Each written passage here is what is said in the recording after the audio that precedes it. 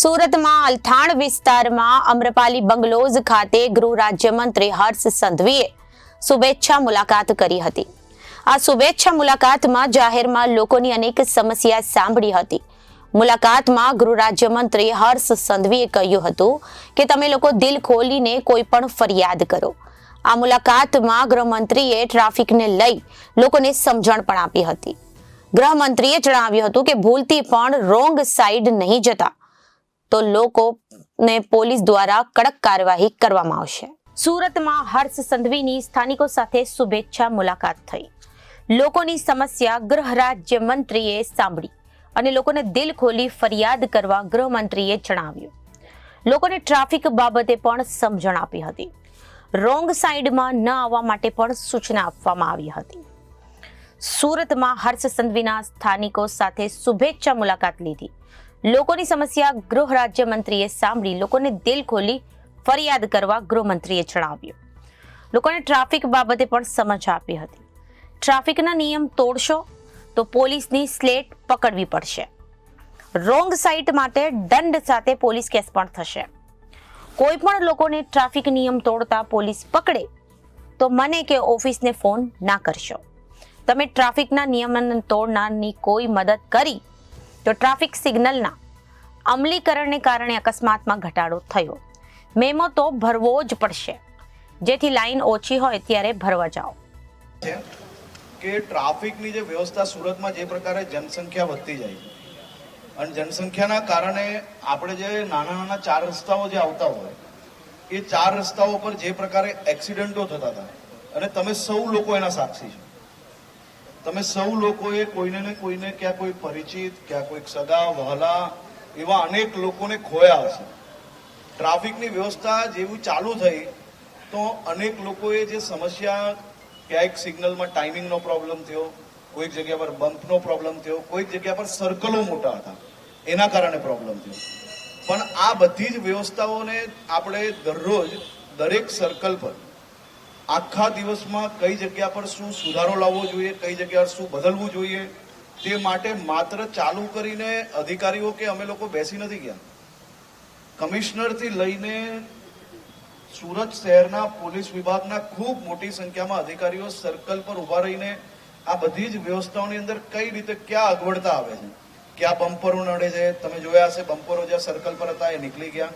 સર્કલો જે મોટા મોટા હતા એના કારણે જે 2 લાઈનો ઓછી થઈ શકતી હતી તો એ સર્કલોનું ડિમોલિશન ચાલુ થયું। સાથે સાથે ટાઈમિંગ જે લોકોની માંગણી હતી કે ટાઈમિંગની જે ફરક હોવો જોઈએ એ ફરક કરવામાં આવ્યો।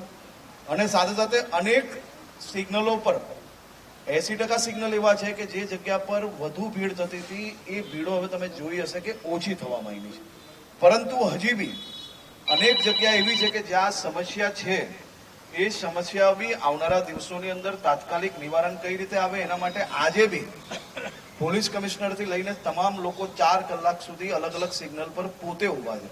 એ ઊભા છે ટ્રાફિક મેનેજમેન્ટ કરતા સાથે ભવિષ્યની અંદર ત્યાં ટાઈમિંગની અંદર કઈ રીતે ફેરફાર કરીએ, ટાઈમિંગ જોડે જોડે ફિઝિકલ સ્ટાફ મૂકવાથી આપણે શું ફરક પડી શકે, આ બધી જ વ્યવસ્થા કરવા માટે આ રીતે ટીમો ત્યાં લાગેલી છે। આનાથી ફાયદો શું થયો? એક્સિડન્ટોની અંદર ખૂબ મોટો ઘટાડો આવ્યો। એક્સિડન્ટોની અંદર ઘટાડા જોડે જોડે 20 જેટલા ગયા અઠવાડિયા તક, આ અઠવાડિયાના જે આંકડા એડ થશે, ગયા અઠવાડિયા તક જે સર્વે કર્યું એ સર્વેમાં ગયા અઠવાડિયા સુધી 20 જેટલા ગંભીર એક્સિડન્ટ ઓછા થયા અને 11 જેટલા ફેટલ એટલે કે મૃત્યુ ઓછા થયા। અને આનાથી વધારે જીત આપણા સુરતીઓ માટે કઈ ના હોઈ શકે। અને હું તમને એટલા માટે આભાર માનું છું। આભાર ખાસ એટલે માનું છું કે તમે સૌ લોકોએ નાની મોટી તકલીફો સહન કરી।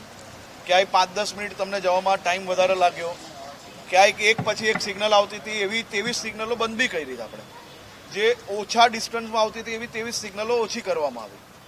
તમને લોકોને તકલીફ બી પડી હશે, પણ આ તકલીફ આપણે બધાએ સાથે રહીને આ તકલીફને થોડી ઘણી દિવસ હજી સહન કરવી પડશે।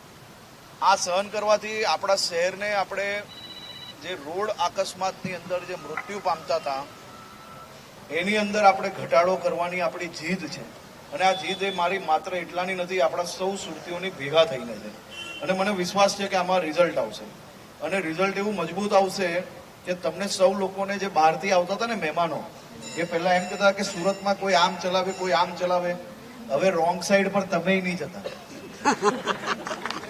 હું એટલા માટે કહું છું કે તમને કદાચ ખરાબ લાગશે પડશે, તમને કદાચ મારી વાત નહીં ગમે, તમે જે કામ કહેશો એ બધું જ કરવા તૈયાર છું, પણ રોંગ સાઈડમાં પોલીસ પકડે તો મારી ઓફિસમાં કે મને ફોન નહીં કરતા, કારણ કે હું નહીં છોડાઈ દઉં.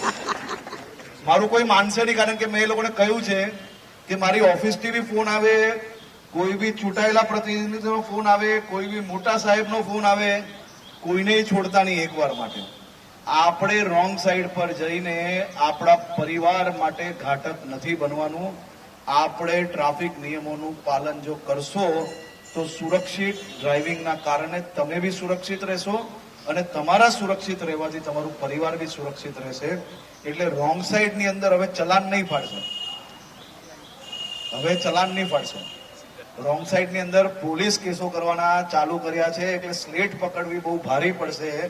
એટલે કોઈ બી રોંગ સાઈડ પર જતા નહીં, અને રોંગ સાઈડ પર જાઓ તો ફોટો જે સ્લેટ વાળો પડે ને એ ઇન્સ્ટાગ્રામ પર મૂકજો, એટલે ભવિષ્યની અંદર બીજા કોઈ તોડે નહીં નિયમો.